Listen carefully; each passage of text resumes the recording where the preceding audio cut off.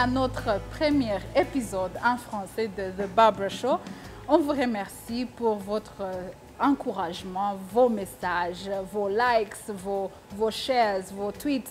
On vous remercie pour tout ça. Nous sommes en train de célébrer notre premier anniversaire de toute cette année qu'on a travaillé. On vous a amené des épisodes en parlant de beaucoup de sujets. Comme vous le savez, The Barbara Show est un talk show qui amène beaucoup de personnalités qui viennent nous inspirer, nous motiver et nous donner des expériences qui nous façonnent à être mieux. Et nous sommes ici aujourd'hui en train de parler d'un sujet que ça fait du temps que j'ai parlé sur The Barbara Show, mais c'était en anglais. On était en train de parler de la diaspora qui retourne ici en Afrique, mais je me suis demandé aussi à propos des Africains qui vivent à l'Occident et qui ont pu arriver au sommet. C'est la raison pour laquelle aujourd'hui nous sommes avec notre invité. Il est un Africain et français aussi. Il est un journaliste sportif de renom. Il est un professeur de journalisme. Il encadre, il enseigne, il aide des entreprises vis-à-vis leur communication ou stratégique, leur stratégie de communication. Il fait beaucoup de choses dans le monde de communication. Aujourd'hui, nous sommes avec Monsieur Silver Henri Cissé. Il est notre invité et je suis très émue. Après avoir parlé avec vous, I'm so excited. Vous êtes le bienvenu. Merci Barbara, merci de l'accueil. Très heureux d'être ici. En plus, dans un endroit que j'aime beaucoup, il s'agit de l'hôtel Oboumoué, où j'ai l'habitude de séjourner quand je viens à Kigali parce que j'aime bien cet hôtel. Et je suis très heureux et très ému que vous me consacriez cette première émission en français pour votre premier anniversaire. Donc, écoutez, c'est un bonheur d'être ici à Kigali avec vous. Merci. Vous nous avez honorés. Merci beaucoup. Je suis très curieuse. J'aimerais savoir, à propos de votre éducation familiale qui vous a façonné comme vous êtes aujourd'hui et vous vous trouvez là où vous êtes aujourd'hui. Vous êtes une grande personnalité. Qu'est-ce que vous avez appris dans votre éducation familiale qui vous a poussé de venir ou de devenir ce que vous êtes aujourd'hui? J'ai eu beaucoup de chance parce que dans ma famille, j'ai des gens qui m'ont montré la voie. Tout d'abord, c'est mon arrière-grand-oncle qui, au début du siècle dernier, en 1914, a été le premier ministre noir d'un gouvernement français, qui a été très important dans l'histoire de France, notamment pour amener les troupes coloniales à s'engager dans le premier conflit mondial. Et il a été très important aussi parce qu'il a permis aux Sénégalais, au début du siècle dernier, d'obtenir la carte d'identité française dans 4 villes qui sont Dakar, Rufisque, Thiès et Saint-Louis. Il voulait absolument que les colonisés soient au même niveau que les colonisateurs. C'est pour ça qu'il est important. Il s'appelle Blaise Diagne, c'est mon arrière-grand-oncle. Et Blaise Diagne, il a eu un fils. Ce fils, c'est Raoul Diagne. Et Raoul Diagne a été le premier joueur noir de l'équipe de France de football en 1938. Ce sont ces deux personnages qui ont participé à me montrer la voie. Et bien sûr, mon père, Mamadou Mathieu Cissé, militaire de carrière en armée française, qui maintenant nous regarde de là-haut et qui a été très important. Voici un peu la lignée, et bien sûr d'autres personnes dans ma famille, qui m'ont montré la voie et qui me permettent aujourd'hui d'être ce que je suis et de vous parler aujourd'hui ici à Kigali, au Rwanda. Merci beaucoup. Comment est-ce que vous avez trouvé votre passion pour la communication et c'était quand? C'est un pur hasard. Hasard? Oui, c'est un pur hasard. Parce que nous sommes à l'époque des radios libres en France. C'est-à-dire qu'il y avait des radios d'État, ou en tout cas des radios qui étaient institutionnalisées. Il y avait 3 radios. Ces radios, c'était France Inter, Europe 1 et RTL, pas plus. Et quand François Mitterrand arrive au pouvoir, il libère les ondes. D'un seul coup, il y a 2000 radios en France. Et moi, je n'étais pas forcément intéressé par ça, sauf que comme j'étais passionné de cinéma, il y a un ami qui m'a dit « Viens me parler de cinéma dans la radio ». Je fais « Pas intéressant ». On fait un pari, je perds le pari. Et en fait, comme j'avais perdu le pari, il m'avait demandé de parler dans sa radio. Donc un jour, j'arrive dans cette radio, toute petite radio, je mets le casque sur les oreilles, je parle dans le micro, et là, j'ai un coup de foudre. Là, il se passe quelque chose, je me dis, C'est ça que j'ai envie de faire. Voilà ce que j'ai envie de faire. J'arrête mes études universitaires, j'arrête tout, et je me lance dans la radio, comme ça, du jour au lendemain. Et j'ai bien fait parce que j'en ai fait mon métier, et j'ai pris beaucoup de plaisir dans ce métier qui a été la radio, la télévision, la presse écrite, la communication. C'est parti de là, en fait, de ce pur hasard. Quand on pense de la vie à l'Occident, immédiatement, on pense des opportunités qui sont là-bas. Comment est-ce que vous avez pu avoir accédé ou franchir les portes des opportunités que vous avez trouvées là-bas? Écoutez, c'est plusieurs choses qui m'ont permis de pouvoir passer différents obstacles. Parce que la vie est faite d'obstacles, hein, quel que soit dans la vie. Tout d'abord, la chance. Oui, la chance. La chance de rencontrer les bonnes personnes au bon moment. Vous savez, il y a un moment où vous rencontrez quelqu'un avec qui vous discutez, qui vous donne la possibilité de pouvoir travailler, de pouvoir évoluer, de pouvoir satisfaire votre plaisir. Ensuite, il y a quelque chose auquel je crois énormément, qui est fondamental. Ne rien s'interdire. Et surtout, éviter l'autocensure. L'autocensure, c'est ce qui va vous faire dire « non, ça, c'est pas pour moi. Non, je ne vais pas aller vers là. » Et beaucoup des Africains pensent comme ça. Oui, mais il ne faut pas penser comme ça. C'est-à-dire que quand on a un but, quand on a un objectif, si on veut l'atteindre, il faut se donner tous les moyens de l'atteindre. Et surtout ne pas se dire non, c'est pas pour moi parce que je suis noir, non, c'est pas pour moi parce que je suis trop grand, non, c'est pas pour moi parce que je suis une femme, non, c'est pas pour moi parce que je ne sais quoi. En tout cas, si on a un objectif, si on a une envie, il faut absolument y aller. Ça, c'est primordial. Et ensuite, je crois qu'il faut être un peu insolent. Insolent, c'est-à-dire que ne pas hésiter à bousculer un tout petit peu l'ordre établi. Ne pas hésiter à proposer des idées neuves. Ne pas hésiter à vouloir absolument avancer. Et si on nous dit non, si on nous dit non, c'est pas grave. Il faut recommencer une première fois, une deuxième fois, une troisième fois. Il y a une anecdote qui me revient à l'esprit. Je peux vous raconter cette petite anecdote. J'ai participé à la création de Disney Channel en France, en 1996, avec quelqu'un de formidable. C'est Patrice Blanc-Francard, qui est un personnage mais emblématique, très important dans le monde de la radio et de la télévision. Et tout au début de la création de la chaîne, Disney Channel France, qui est en plus le premier Disney Channel en dehors des États-Unis, qu'on installait en dehors des États-Unis. Je dis, tiens, j'ai une idée de programme pour enfants, de conte pour enfants avec du rap.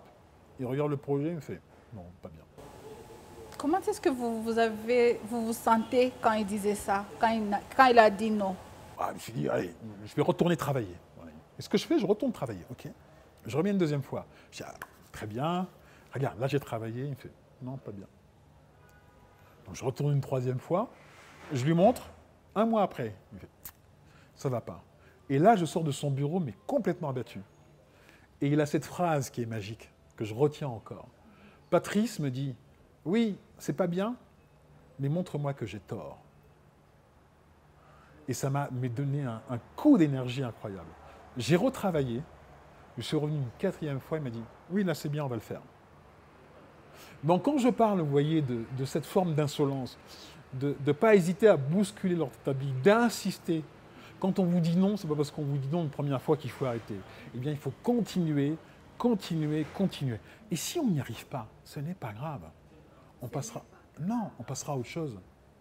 Vous savez, j'ai pour habitude de dire à mes élèves, à mes étudiants quand j'enseigne, quand vous demandez quelque chose, tout ce que vous risquez, c'est qu'on vous dise non.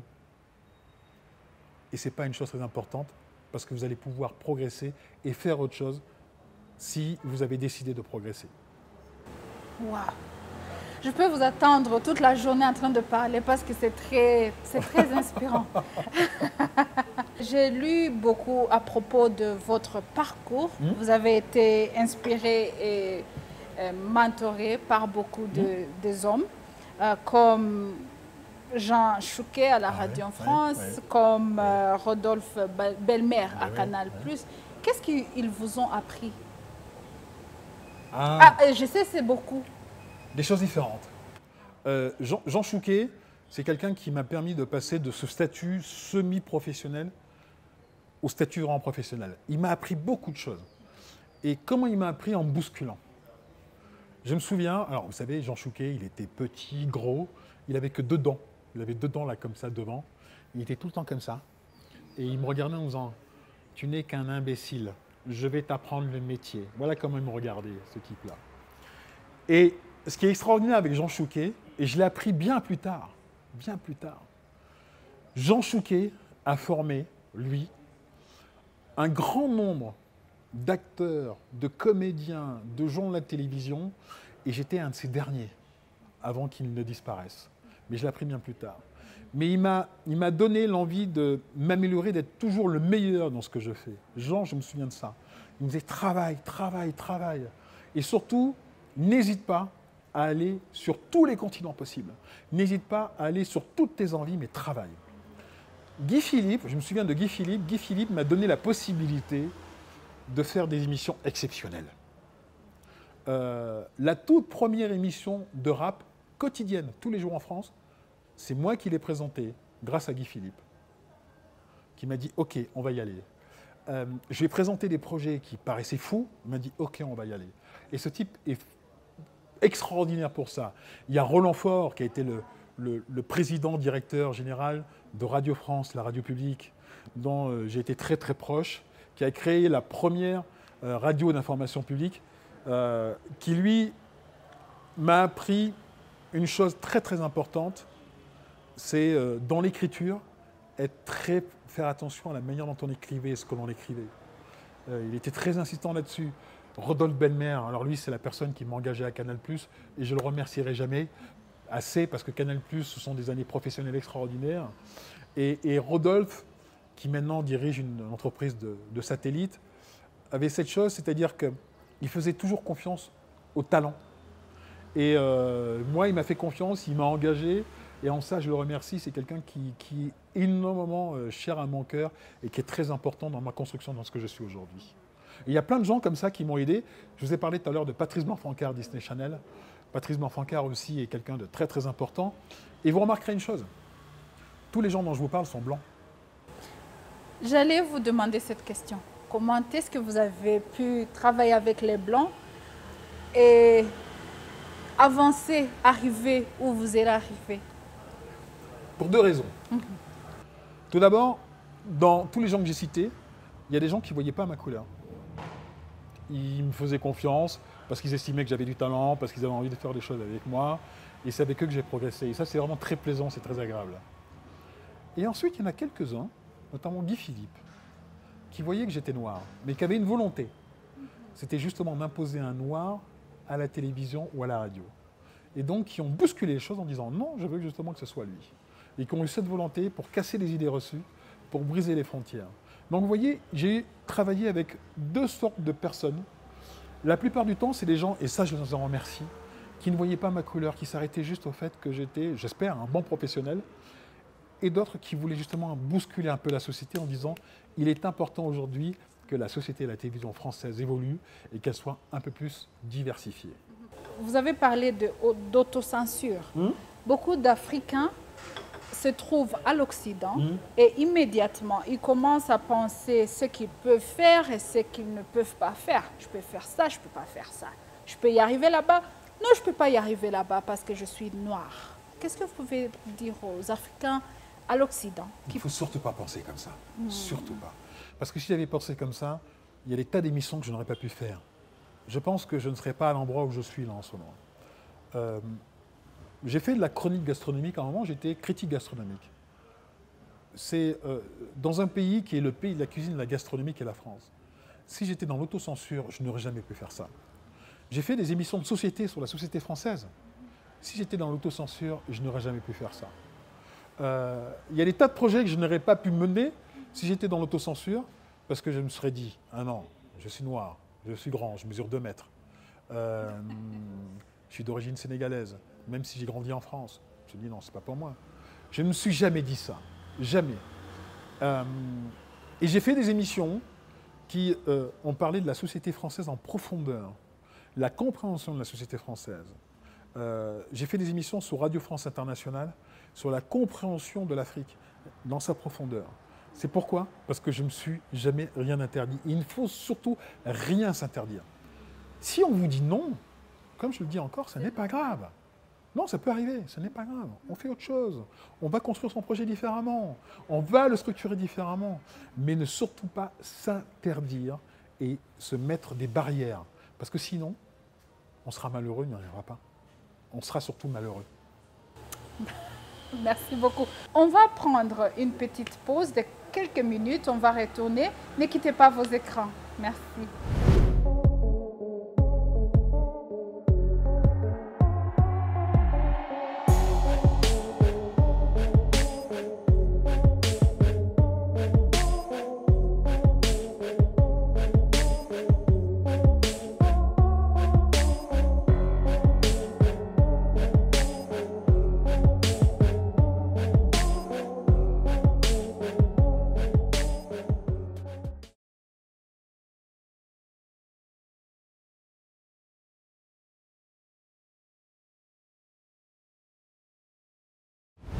Bienvenue sur notre toute premier épisode de The Barbara Show en français. Nous sommes ici avec M. Silver Henri Cissé. On est en train de parler comment vivre et arriver au sommet alors que vous habitez à l'Occident comme Africain. Bienvenue encore. Ah mais merci à vous, merci de me recevoir, très heureux d'être là avec vous. Merci, merci. On vient de parler des expériences positives. Oui. Que vous avez vécu dans votre carrière. Mais maintenant, j'aimerais savoir les défis que vous avez pu rencontrer dans votre carrière. Et comment vous avez pu surmonter les défis. Ah, je vais vous raconter une petite histoire pour que vous compreniez. Nous sommes très rares, les Africains d'Afrique subsaharienne, sur la télévision française et la radio. Très rares, même je crois que souvent j'étais seul. Et j'ai le souvenir, vous savez, quand je travaillais à la radio, de passer des coups de téléphone pour préparer un reportage. Je discutais avec la personne, bonjour, ça va, donc je vais venir pour préparer tel reportage. On passait une demi-heure, 1 heure, 2 heures au téléphone. Et ensuite, j'arrivais sur le reportage. Et notamment, j'ai le souvenir d'une fois, rencontrer un PDG, président d'une société. Sa secrétaire me fait attendre. Il sort de son bureau, il dit à sa secrétaire, alors que j'étais là, assis à côté de lui, d'elle, hein, j'ai rendez-vous avec M. Cissé. Dès qu'il est là, vous me prévenez. Alors qu'il m'avait vu. Et sa secrétaire gênée me dit, fais comme ça. Ben, il est là.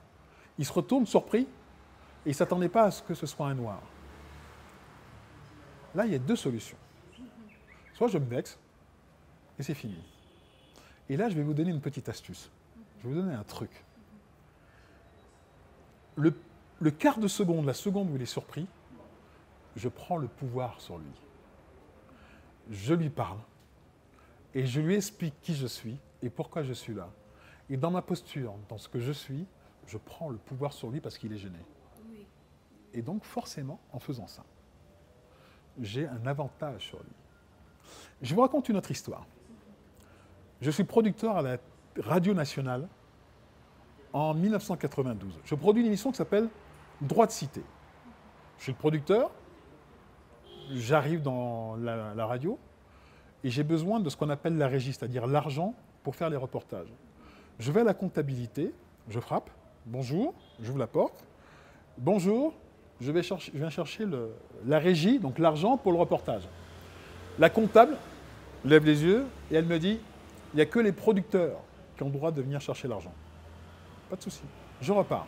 Je referme la porte, tac, tac, tac, bonjour, je suis le producteur de l'émission Droit de cité. Et là, elle fait « Ah, donc je viens chercher l'argent. » Et j'ai discuté après avec elle. Elle m'a dit, dans ma tête, je ne pouvais pas imaginer qu'un noir soit producteur. Mais ce n'était pas grave, vous voyez. J'aurais pu partir vexé. Non, j'ai joué de l'humour, j'ai utilisé l'humour pour désamorcer l'affaire. Et ce qui est important aussi, c'est que si j'étais en colère en permanence, là, je serais profondément malheureux. Là, je serais malade. Je n'aurais pas un regard positif sur la vie.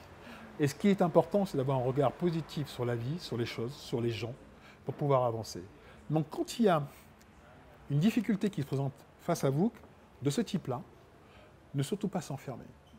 Prendre du recul. Vous savez, il y a un célèbre rappeur français qui s'appelle MC Solar, qui disait « Je prends du recul, parce que prendre du recul, c'est prendre de l'élan. » Donc prenez du recul, parce que si vous prenez du recul, vous ne pourrez qu'aller plus loin. il y a quelque chose je pense que vous le savez, beaucoup de la jeunesse africaine pense que l'Occident, c'est là où tous les rêves se réalisent. Mais, bon, pas tous les rêves. Mais je pense que si les Africains pensaient comment changer l'Afrique et mettre changer l'Afrique pour devenir le monde ou le continent où leurs rêves se réalisent, ça sera une autre chose. Qu'est-ce que vous pouvez dire aux gens qui nous suivent maintenant à propos de penser comment changer l'Afrique, notre continent où nos rêves se réalisent. Pas toujours penser que les rêves se réalisent à l'Occident. Ah non, les rêves, ils se réalisent là où on habite, là où on a envie d'évoluer. Il se passe quelque chose d'extraordinaire, Barbara, dans ce monde dans lequel nous vivons. Pour la toute première fois dans l'histoire de l'humanité, pour la toute première fois, les 5 continents sont au même niveau de technologie. C'est-à-dire que ce qui se passe ici à Kigali, on le retrouve à New York, à Londres, à Pékin, à Tokyo. C'est la toute première fois dans l'Occident. Moi, mes parents, mes grands-parents, sont d'une génération où l'Afrique était très en retard par rapport à l'Occident, où l'Asie était très en retard par rapport à l'Europe et aux États-Unis. C'est fini. Aujourd'hui, on a un pôle qui se trouve un pôle asiatique, qui est la Chine, qui est le Japon, et plus surtout la Chine, qui domine le monde. Et en plus, je vais prendre ceci, Barbara, ça, vous savez quoi? Qui est un téléphone portable. Avec ceci, on peut faire des miracles. Aujourd'hui, un jeune Africain peut créer son application avec ceci. Ici en Afrique. Ici en Afrique, tout comme un jeune Européen, tout comme un Parisien, tout comme un New-Yorkais. Donc, il faut se dire que le bonheur ne se trouve pas ailleurs.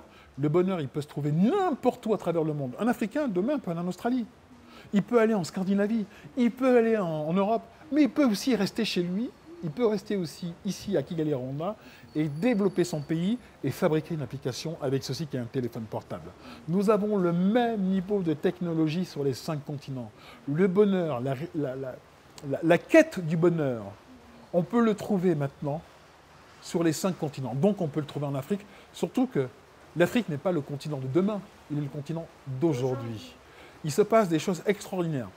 Moi, j'ai découvert le Rwanda il y a maintenant un peu plus de 7 ans, grâce à une amie qui m'est très chère, qui est Sonia Roland. C'est Sonia Roland, c'est grâce à Sonia Roland que je suis ici au Rwanda. Elle m'a invité à venir.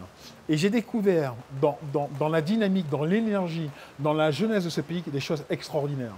Donc, ne rêvez pas d'Occident, parce que la vie est très dure là-bas. On peut arriver là-bas et se perdre. Donc, grandissez, évoluez, développez-vous dans le pays où vous pouvez trouver votre bonheur. C'est ça qui est important.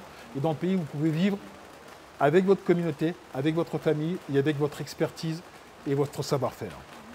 Merci beaucoup. Avant qu'on termine cet épisode, j'aimerais vous demander s'il y a un message que vous pouvez passer aux Africains. Oui. Bon, vous venez déjà passer le message, mais s'il y a un message que vous pouvez passer à la diaspora africaine qui nous suit maintenant. Je vais le faire. Je peux leur parler? Oui. Alors, ce que je vais vous dire, ce que je vais vous recommander, c'est très simple. C'est d'être remarquable pour être remarqué. Pas l'inverse. Parce que si vous voulez être remarqué pour devenir remarquable, ça ne marche pas. Donc tout d'abord, soyez remarquable. Soyez dans votre domaine, dans tout ce que vous faites, le meilleur. Et c'est à partir de là, quand vous serez les meilleurs, que vous allez pouvoir vous exprimer et être remarqué. Et avec cet ensemble, trouver la voie du bonheur. Donc n'hésitez pas, vous êtes sur un continent formidable. Vous êtes dans un pays extraordinaire qui est le Rwanda. Développez-vous comme vous le souhaitez. Ça peut être ici au Rwanda comme ailleurs, mais surtout, participez à votre bonheur. Et si vous le construisez ici, sur le continent africain, au Rwanda, eh bien ce sera tout simplement extraordinaire. Donc je compte sur vous. N'est-ce pas, Barbara? Merci, oui. Merci beaucoup, monsieur. Non, mais merci à vous. Merci. Je suis très heureuse pour vous avoir partagé cette conversation avec vous. En plus, il faut qu'on arrête, il pleut là, c'est ça? On entend la pluie, c'est ça? Non, on peut arrêter maintenant. Merci beaucoup pour avoir suivi The Barbara Show, notre tout premier épisode en français. Comme je l'ai dit tous les jours quand je termine mes épisodes, que Dieu vous bénisse. Mais si c'est votre première fois de suivre The Barbara Show, vous pouvez vous pouvez cliquer sur subscribe et vous allez retourner pour beaucoup plus. Merci beaucoup et que Dieu vous bénisse. Urakoze gukurikira ikiganiro The Barbara Show. Nimba ukibonye kuri YouTube The Barbara Show, kora subscribe ujye ukomeza kubona amakuru n'ibindi biganiro byinshi bikomeza kuza. Nimba udukurikira kuri Facebook, nimba udukurikira kuri Instagram, komeza udukurikire, turakwishimiye cyane. No kuri Twitter muzajya mukomeza kubona amakuru, ndetse ntimukasibe kureba iki kiganiro ku Isibo TV. Turabashimiye rero ku mwanya wanyu mwaduhaye. Imana ibaho umugisha.